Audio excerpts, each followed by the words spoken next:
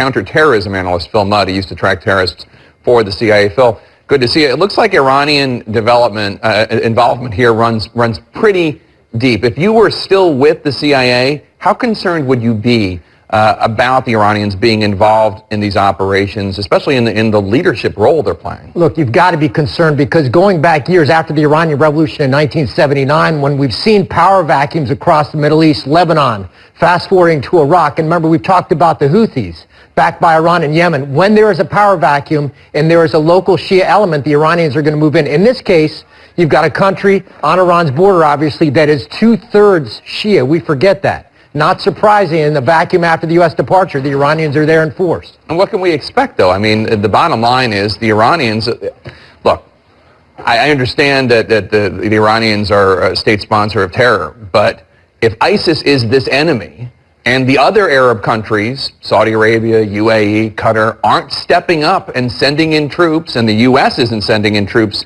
to combat positions, shouldn't we be grateful that somebody's doing it? I don't know if grateful is the word I'd use. This is the organization that murdered people, Americans, or backed Lebanese Hezbollah to murder Americans in Lebanon 30 years ago. But the point is, you asked the right question, what's the reality here? The reality is, if we leave this situation and a Shia-led government run by a Shia administration looks across the border and says there's somebody who's not only going to provide weaponry, they're going to provide expertise on the front lines, not a surprise about what you get at the end here, and that is Iranians in the battlefield, which is what we just saw. Let's talk about this other battlefield, cyber, the social media. A new study released today mapped out the ISIS presence over social media. It's truly astounding. Anywhere from 46 to 70,000 accounts supporting ISIS terrorists.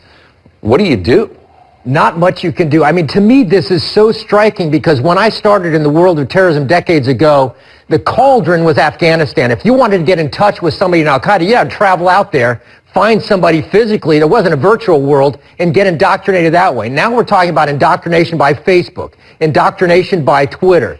This is not just about operations and terror operations in places like Paris. It is about the spread of a revolutionary idea to European cities, American cities. It's stunning how quickly this is taking hold around the world. Revolutionary and also, of course,